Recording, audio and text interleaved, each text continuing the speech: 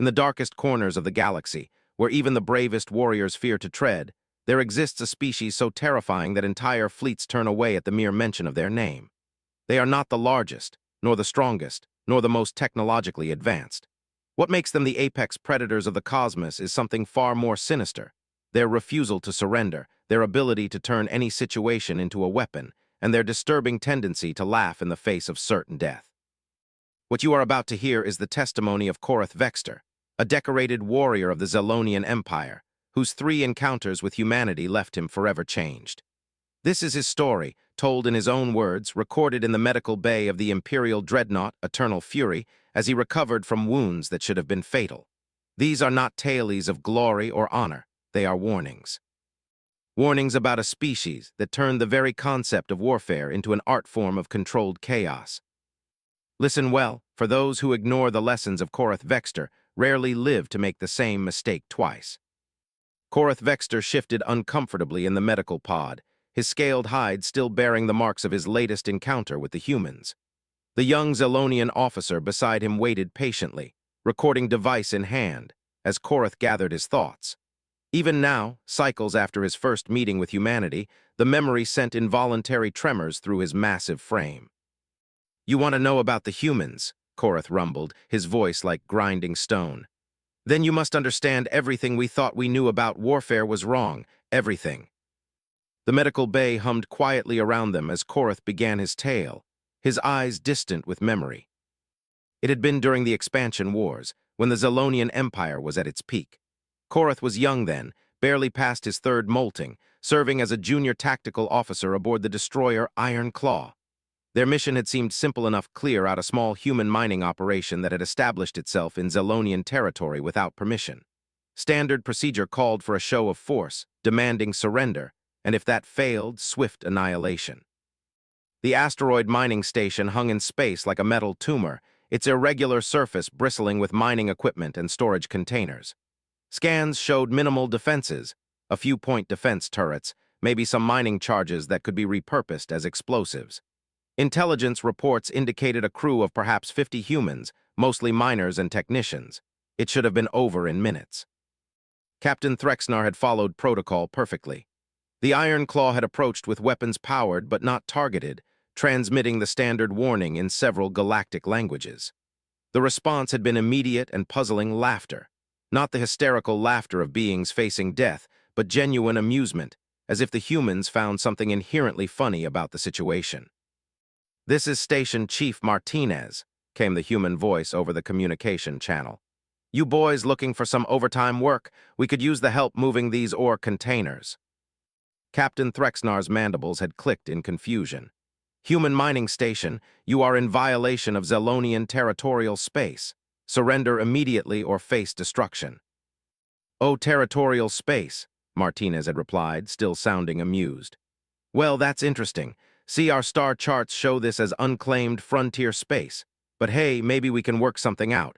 How about you come aboard for some coffee and we can discuss this like civilized beings?"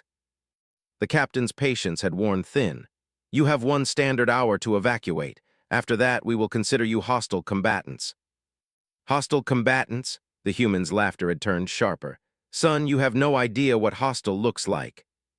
Korath remembered thinking the humans were simply in denial about their situation. A single destroyer against a mining station was hardly a fair fight. The Iron Claw mounted enough firepower to reduce the asteroid to rubble in minutes. Surely the humans would see reason. They had been so very wrong. When the hour passed with no sign of evacuation, Captain Threxnar had ordered a warning shot, a single plasma bolt aimed at an empty section of the station's outer hull. The shot had connected perfectly, vaporizing a section of metal plating and exposing the inner corridors to space. Emergency klaxons should have sounded. Evacuation pods should have launched. Instead, the human station had gone silent for exactly 30 seconds. Then the asteroid had opened fire. What Korath had initially dismissed as mining equipment revealed itself as an elaborate disguise. The ore containers were hollow shells concealing missile launchers. The mining charges were indeed explosives, but not the simple industrial variety. They were military-grade fusion warheads. The point defense turrets multiplied as camouflaged weapons ports opened across the station's surface.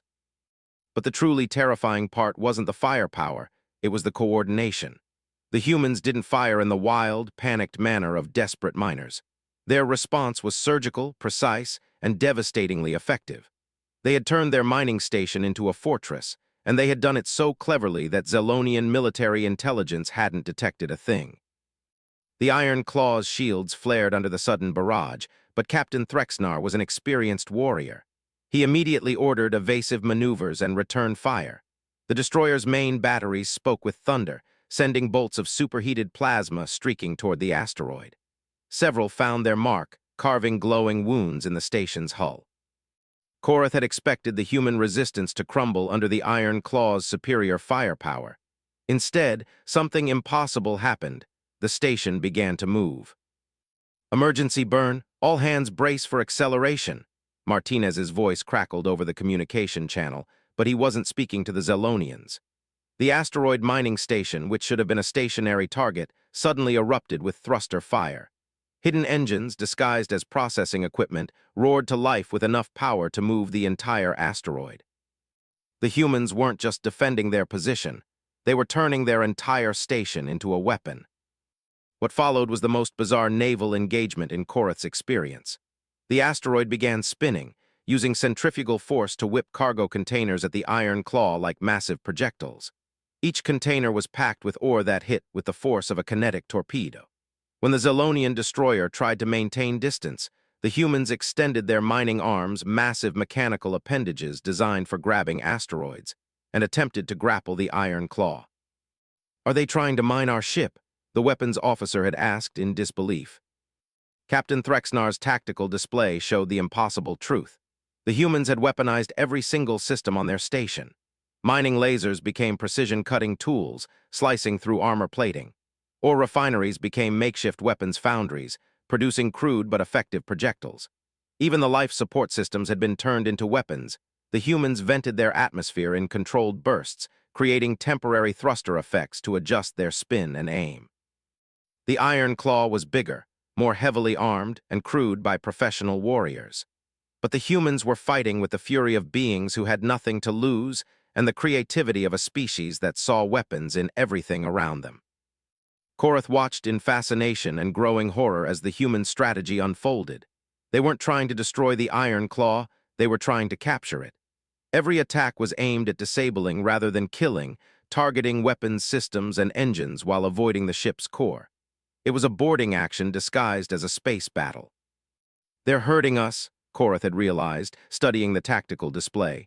"Each shot is designed to push us toward their grappling range." The captain had seen it too.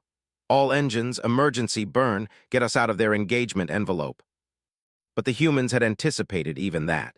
As the Iron Claw tried to withdraw, the asteroid station released a cloud of mining drones, small, autonomous vehicles designed for precision work in asteroid fields. Under normal circumstances, they would have been harmless. The humans had strapped explosives to them.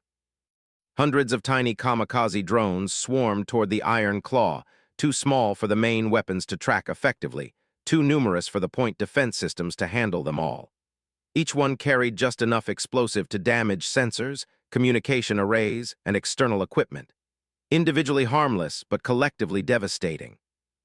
The Iron Claw's retreat turned into a fighting withdrawal, constantly harassed by the improvised drone swarm, while the asteroid station continued its relentless pursuit.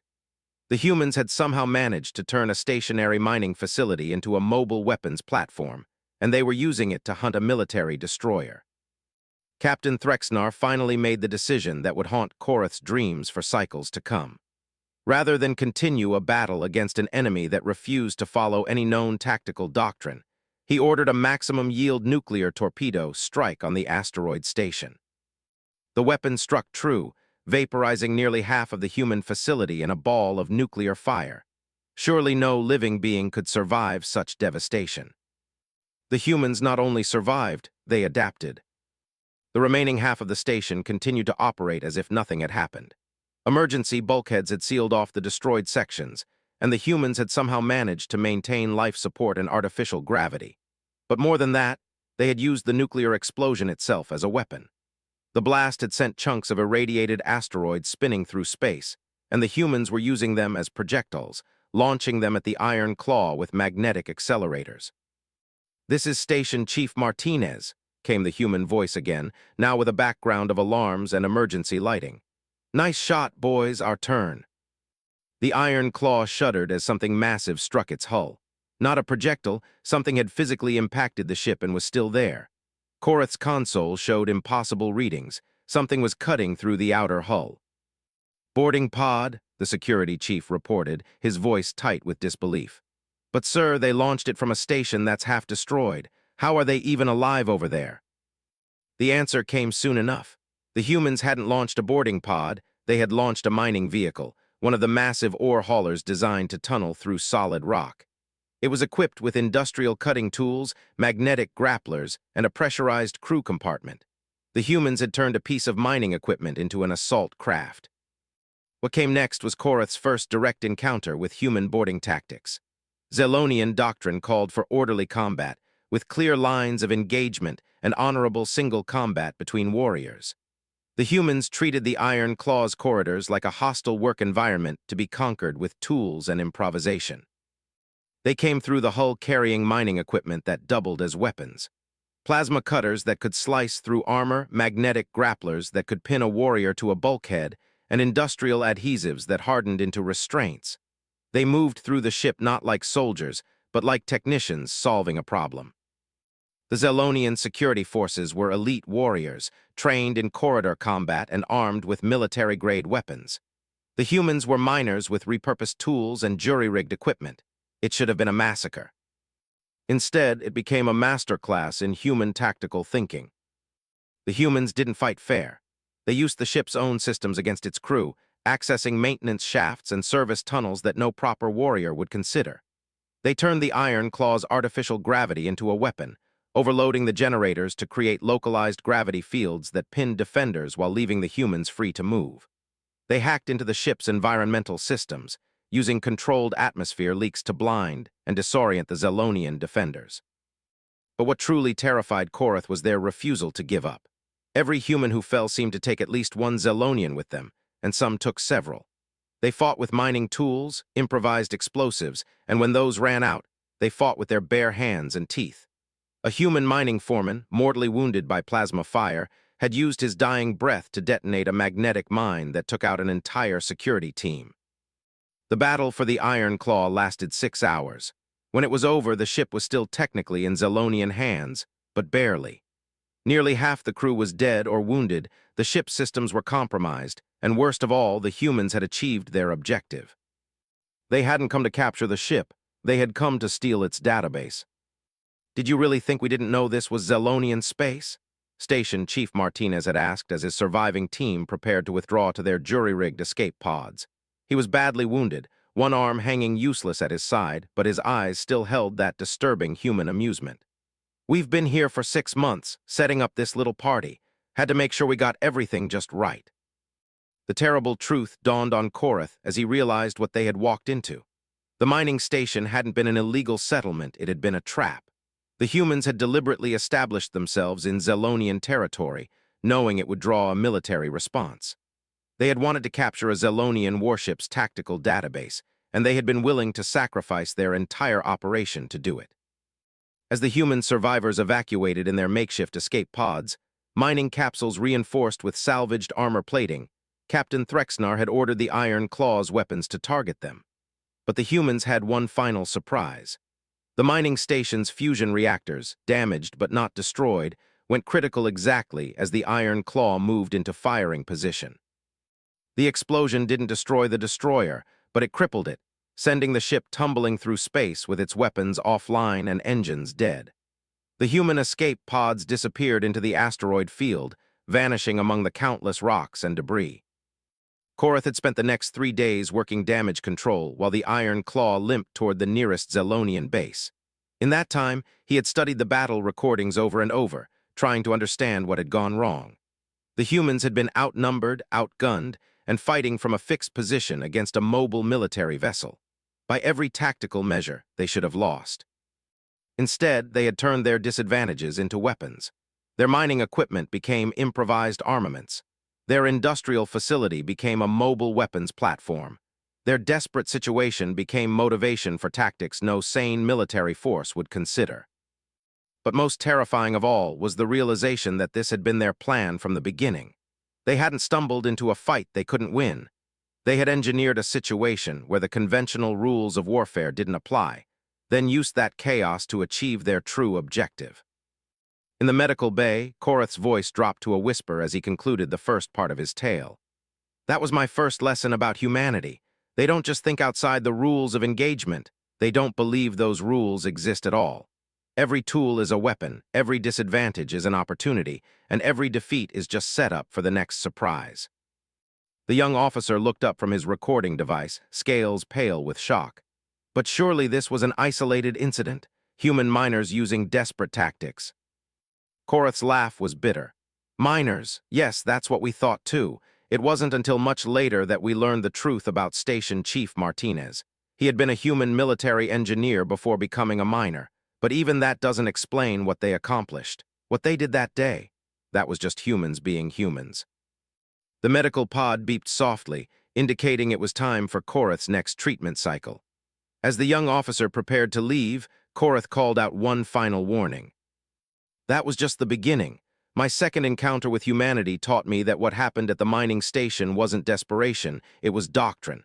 And my third encounter, Korath's eyes went distant with memory. My third encounter taught me why the rest of the galaxy fears them. The medical bay's lights dimmed as the station entered its rest cycle, but Korath Vexter remained wide awake, his memories too vivid for sleep.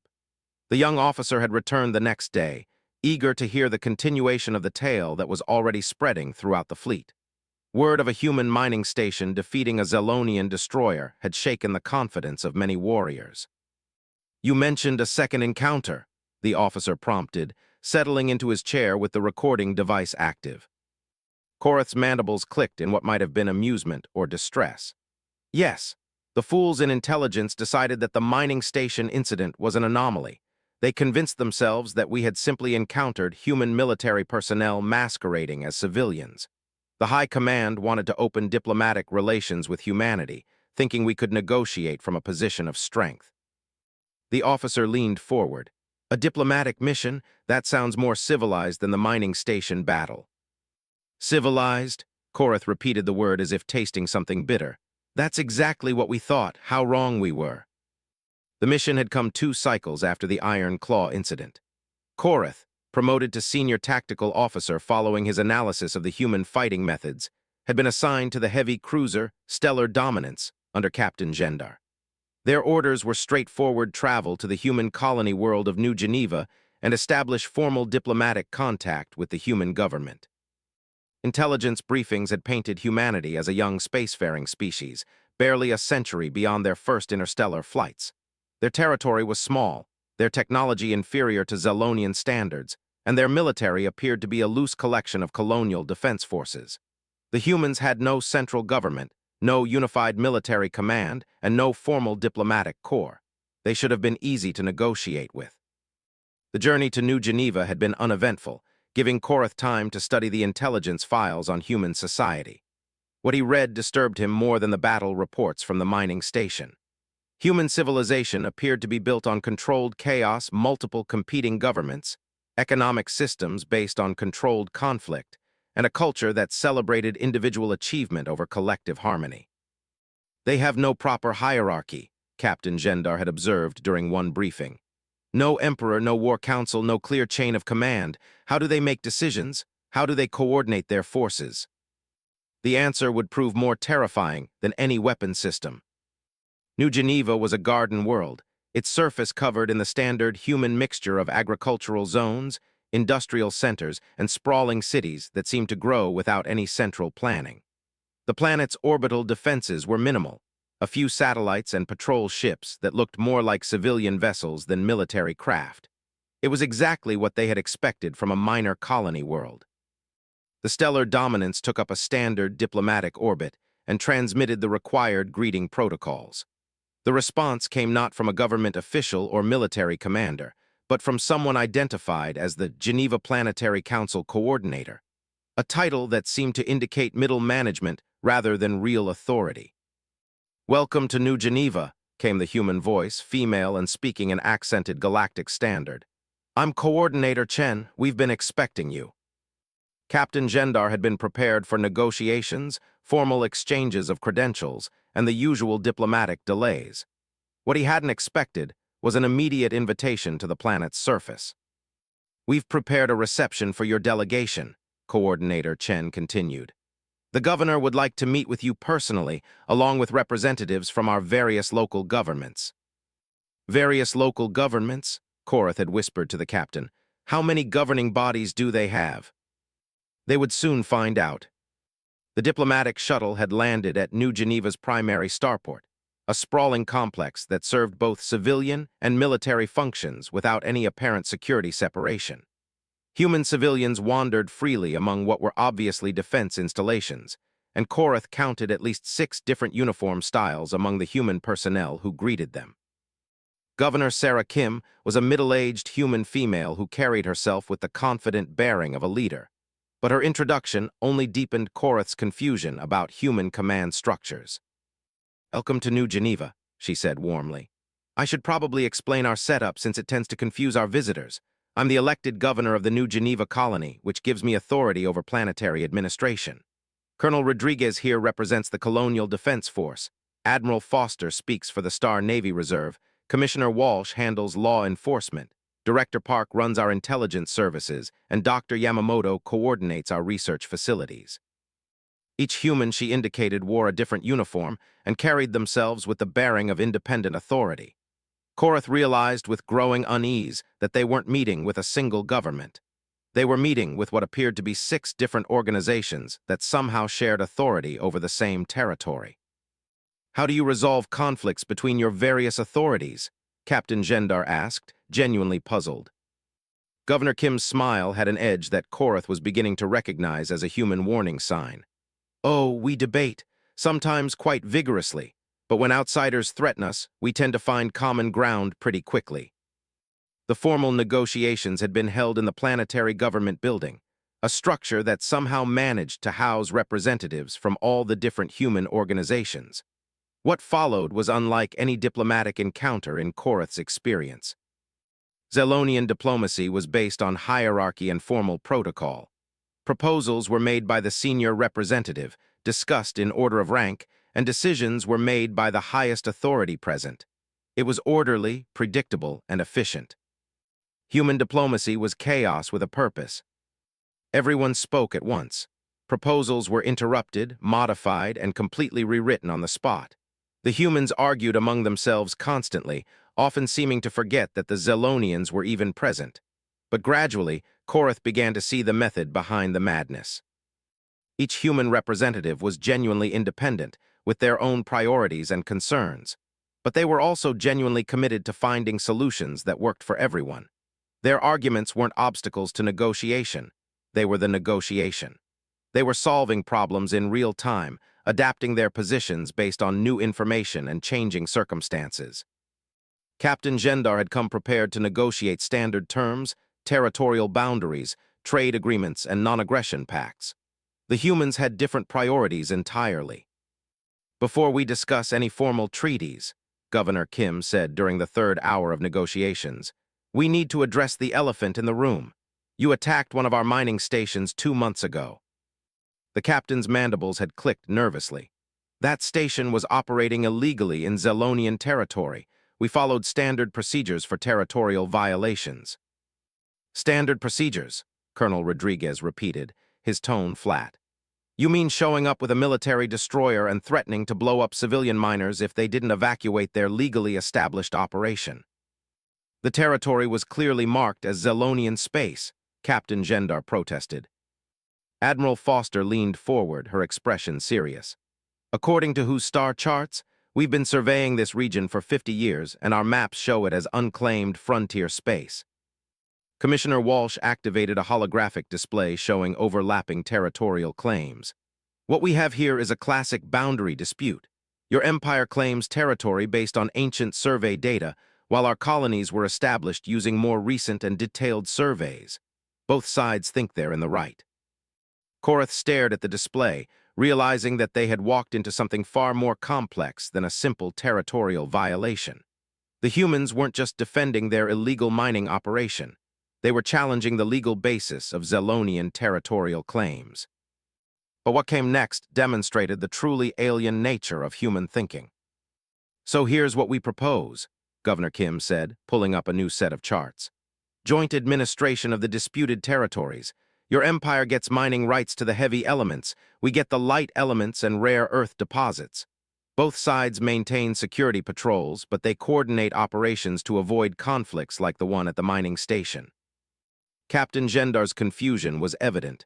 "You want to share the territory? That's not how territorial claims work." Dr. Yamamoto smiled.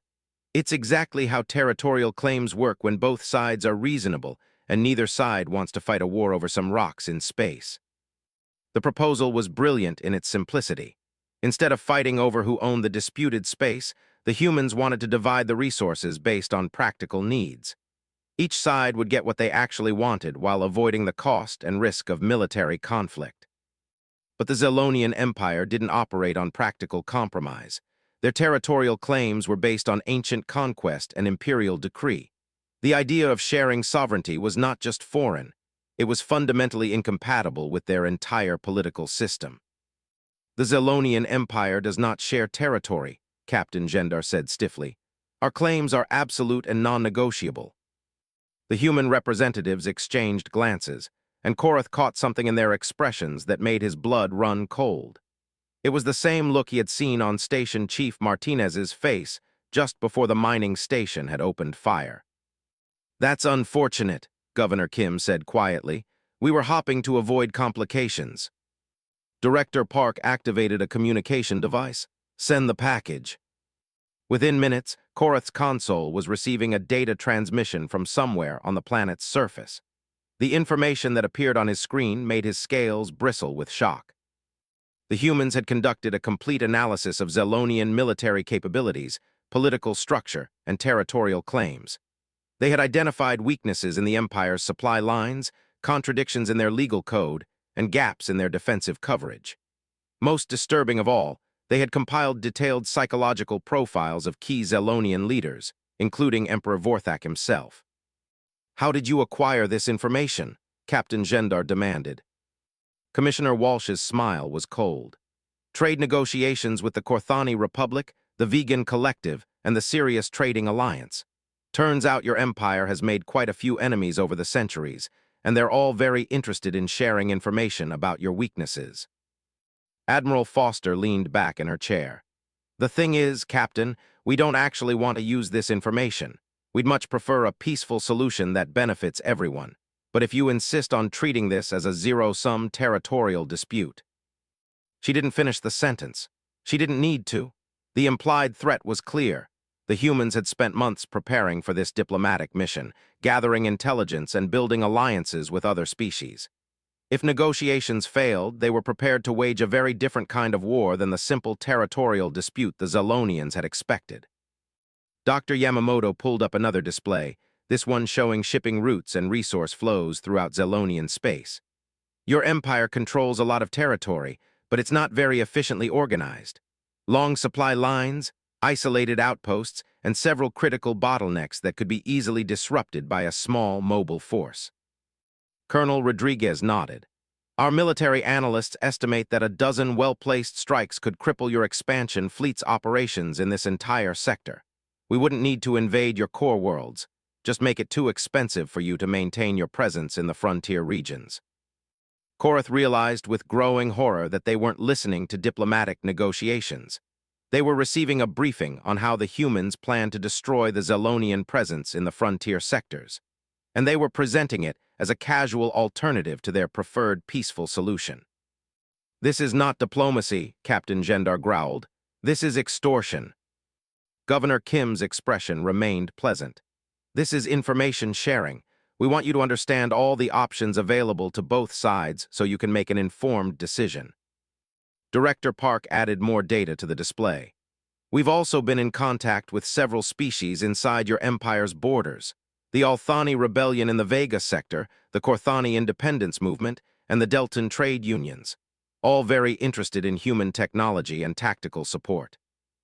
The picture was becoming clear, and it terrified Korath more than any space battle. The humans hadn't just prepared for diplomatic negotiations, they had prepared for total asymmetric warfare. They were offering the Zelonian Empire a choice between reasonable compromise and systematic destruction of their ability to project power in the frontier regions. But the most disturbing part was how casual they were about it. They discussed dismantling imperial supply lines the same way they discussed trade agreements. This wasn't emotional or vindictive. It was simply another tool in their diplomatic toolkit. Captain Gendar tried one final appeal to conventional diplomatic thinking. The Zelonian Empire is one of the most powerful military forces in this sector. Your colonies couldn't possibly stand against our full military might. Admiral Foster's laugh was genuinely amused. Captain, you're thinking like a conventional military. You're imagining fleet battles and planetary invasions, but that's not how humans fight wars. Commissioner Walsh pulled up a final set of data, shipping manifests, personnel records, and communication intercepts. We fight wars by making them too expensive to continue. Your empire depends on resource extraction from frontier territories to fund your military expansion. Disrupt that resource flow, and the expansion stops. Support independence movements in your border regions, and you'll be too busy with internal problems to worry about external expansion. Dr. Yamamoto nodded thoughtfully.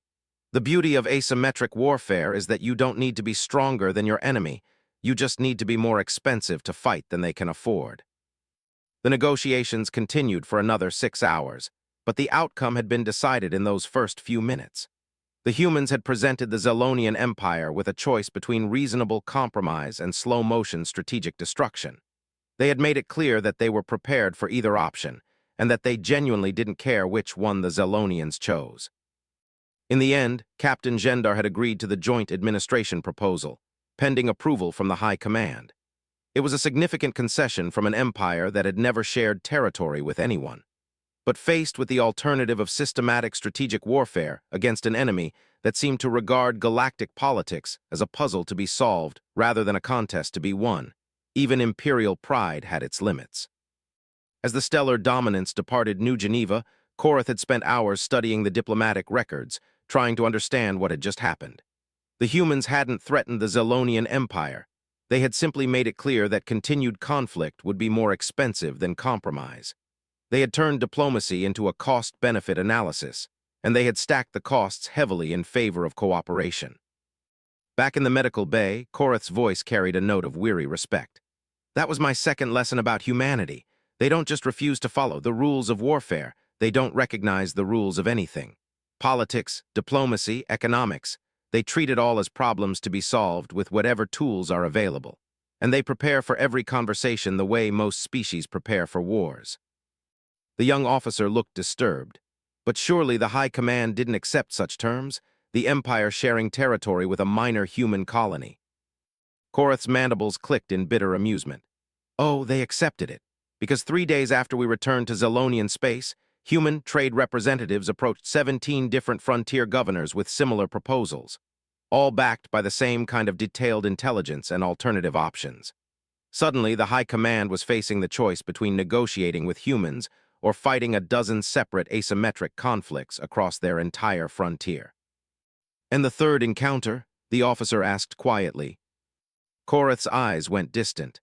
The third encounter taught me why humans don't fight wars to win them. They fight wars to make sure nobody wants to fight them again. The medical bay fell silent except for the quiet hum of life support systems. Korath Vexter had been reluctant to speak of his third encounter with humanity, and the young officer had waited 3 full days before daring to ask. When he finally did, Korath's response was a long stare that seemed to look through the bulkheads into some terrible memory. The third encounter, Korath finally said, his voice barely above a whisper. That was when I learned that everything, the mining station, the diplomatic mission, all of it, had been preparation for something much larger. The officer activated his recording device with trembling claws. Throughout the fleet, rumors were spreading about Korath's tailies. Some called them propaganda, others insisted they were elaborate fiction designed to explain away Zelonian military failures. But those who had served with Korath knew better. He was not given to flights of imagination. It began with the Korthani War. Korath continued, settling back in his medical pod. The Korthani Republic had been a client state of the Empire for 3 centuries, providing rare minerals and serving as a buffer against the independent systems. When they declared independence, it should have been a simple matter of overwhelming force to bring them back into line. The young officer nodded. He had studied the Korthani War at the military academy. It was supposed to be a textbook example of how to crush a rebellion, massive fleet deployments, orbital bombardment of rebel strongholds, and systematic occupation of all major population centers. The war was proceeding according to plan, Korath said. Admiral Vorthan's Third Battle Fleet had smashed the Korthani Space Forces and was preparing for planetary assault when the humans arrived. Humans? The officer's scales rippled with confusion. But the Korthani Republic was nowhere near human space. Why would they intervene? Korath's laugh held no humor. That was exactly what Admiral Vorthan asked when the human convoy dropped out of hyperspace at the edge of the Kepler system. 17 cargo ships and 2 escort vessels, barely enough firepower to threaten a single destroyer, let alone challenge an entire battle fleet. But the humans hadn't come to fight a space battle. They had come to change the nature of the war itself. The human convoy had requested permission to land on Kepler Station, the primary Korthani orbital facility that served as both a spaceport and the rebellion's de facto capital. Admiral Vorthan had been in the process of demanding the station's surrender when the humans interrupted with a formal diplomatic communication. "This is Convoy Commander Rebecca Torres of the Human Colonial Defense Corps." The message had been transmitted on all frequencies, ensuring both sides received it simultaneously. "We are delivering humanitarian aid to Kepler Station under the auspices of the Galactic Convention on the Protection of Civilian Populations during armed conflict." Admiral Vorthan had been caught completely off guard. The Galactic Convention was an ancient treaty signed by dozens of spacefaring species to establish basic rules for civilized warfare. The Zelonian Empire was a signatory, which meant they were legally bound to respect humanitarian operations during military conflicts. "There are no human civilians in the Kepler system," the Admiral had responded. "Your humanitarian mission is not applicable here." "Incorrect," Commander Torres had replied with the calm precision that Korath was learning to associate with human tactical thinking. "The Galactic Convention protects all civilian populations, regardless of species. Kepler Station houses approximately 40,000 Korthani civilians who are not combatants in this conflict. We are here to provide medical supplies, food rations, and emergency shelter equipment." The Admiral found himself in an impossible position. If he fired on the human convoy while they were conducting a legitimate humanitarian mission, the Zelonian Empire would be in violation of galactic law. But allowing humans to land on the station would complicate the siege and potentially provide the rebels with military support disguised as humanitarian aid. Korath had been serving as tactical advisor to the Admiral, and he had recommended a simple solution: board and inspect the human ships to verify that they carried only humanitarian supplies. If the humans were smuggling weapons or military equipment, that would void their protected status and justify their destruction. The boarding parties had found exactly what the humans claimed: medical equipment, food synthesizers, water purification systems, and emergency shelter materials. Everything was clearly marked with human colonial government symbols and inventory manifests that matched the cargo declarations. The humans had even invited the Zelonian inspectors to verify the authenticity of their humanitarian supplies. Admiral Vorthan had no legal grounds to prevent the convoy from proceeding to Kepler Station. Reluctantly, he had granted passage, warning Commander Torres that any attempt to provide military assistance to the rebels would result in immediate destruction of the human vessels. "Understood, Admiral," Torres had replied. "We're here strictly in a humanitarian capacity." The human convoy had docked with Kepler Station without incident. Admiral Vorthan had positioned his fleet to maintain the siege while allowing the humans to conduct their humanitarian mission. It seemed like a reasonable compromise that respected galactic law while maintaining military pressure on the rebels. That had been their first mistake. Within hours of the human landing, Kepler Station's defensive capabilities had mysteriously improved. The station's shields, which had been failing under Zelonian bombardment, suddenly operated at peak efficiency. Their communication systems, previously jammed by Zelonian electronic warfare, began transmitting clear signals throughout the system. Most puzzling of all, the station's life support systems, which intelligence reports indicated were on the verge of failure, showed no signs of stress despite housing 40,000 refugees. The humans are providing technical assistance to the rebels, Admiral Vorthen had concluded. This violates their humanitarian protection. But when Zelonian inspectors investigated, they found the humans doing exactly what they had claimed, distributing food, treating the wounded, and providing emergency shelter for displaced civilians. Their medical equipment was being used to treat Korthani civilians injured in the bombardment. Their food synthesizers were producing emergency rations for refugees. Their shelter materials were housing families whose habitation modules had been damaged in the fighting. There was no evidence of military assistance or weapons smuggling. The humans were scrupulously adhering to their humanitarian mandate. It had taken Korath 3 days to realize what the humans were actually doing. They weren't smuggling weapons, he told the Admiral during a strategy briefing. They were smuggling expertise. The human humanitarian team included doctors, engineers, technicians, and logistics specialists, all the skills needed to keep a besieged space station operational. But these weren't just civilian specialists. Korath had started running background checks on the human personnel and discovered that nearly every member of their humanitarian team had extensive military experience.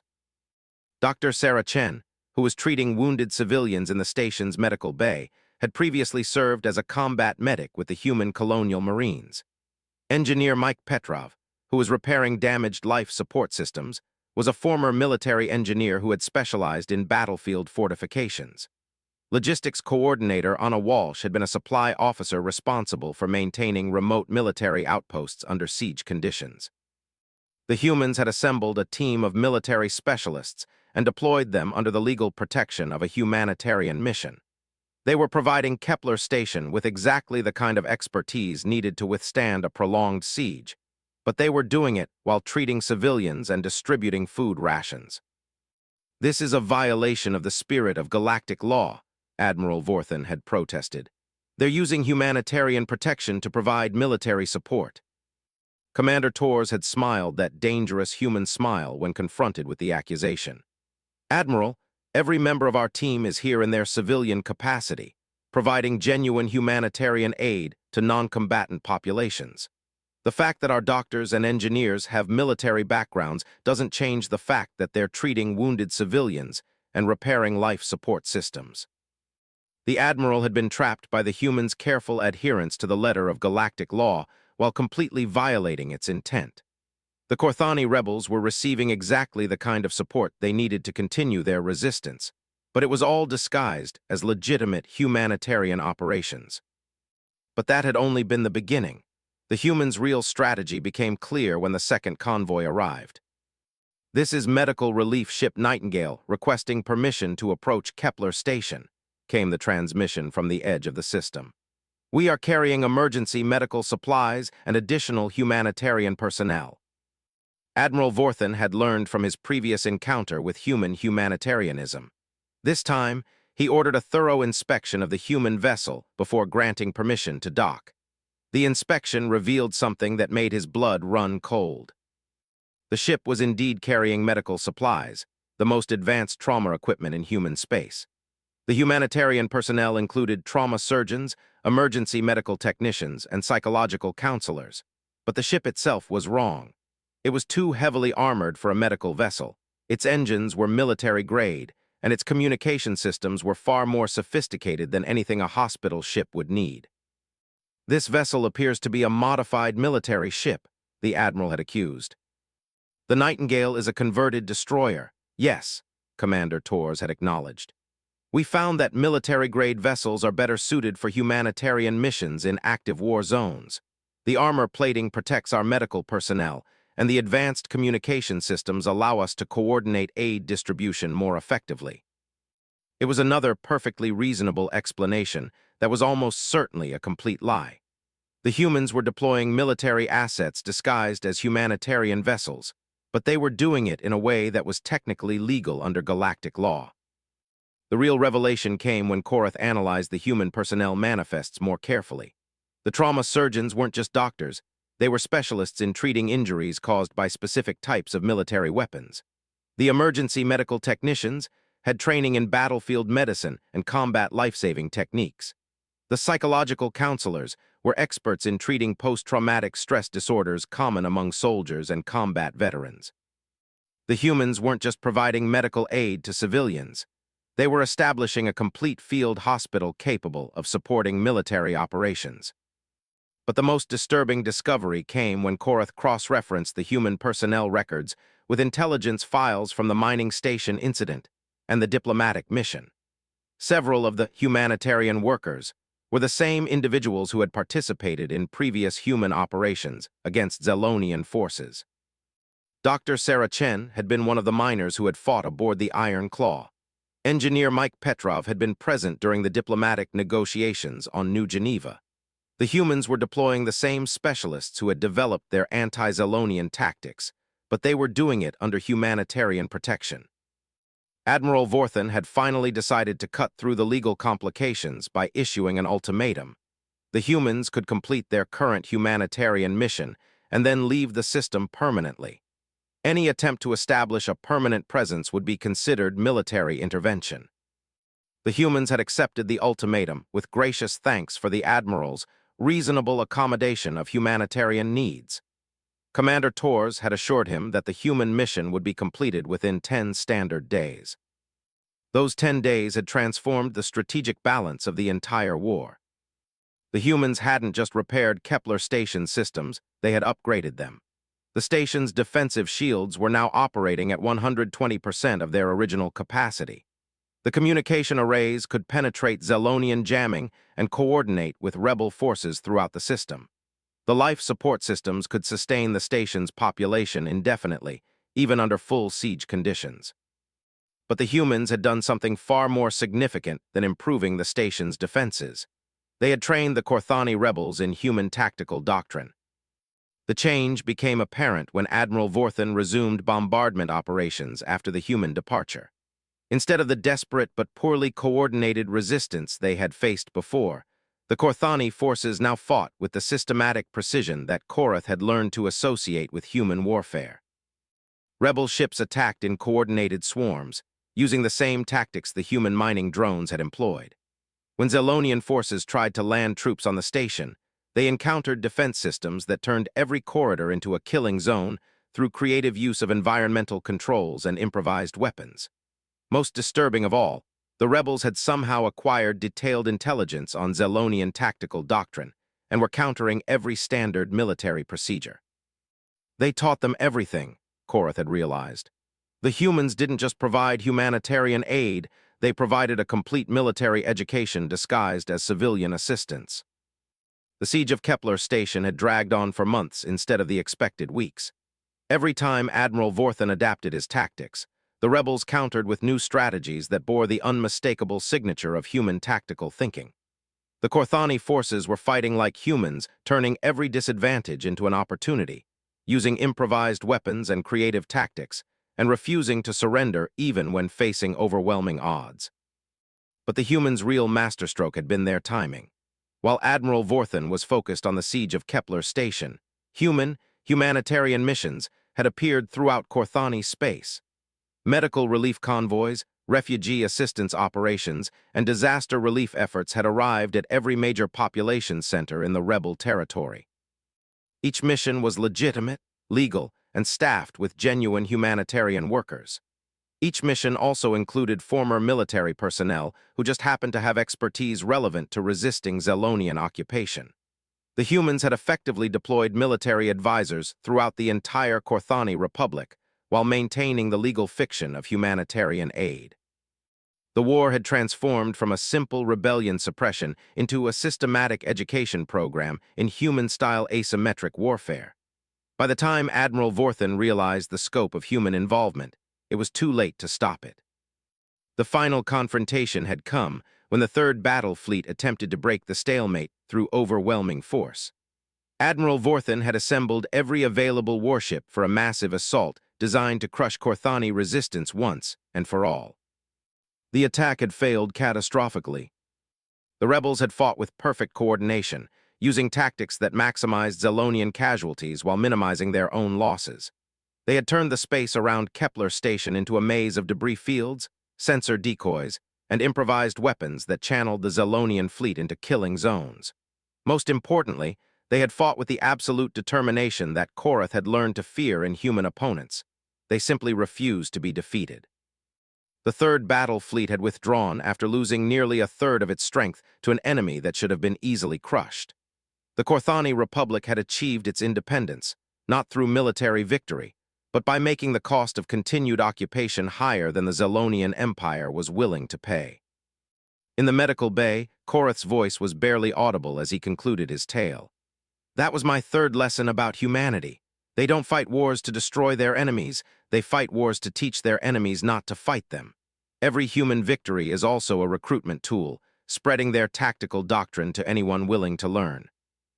The young officer stared at his recording device in silence for several minutes.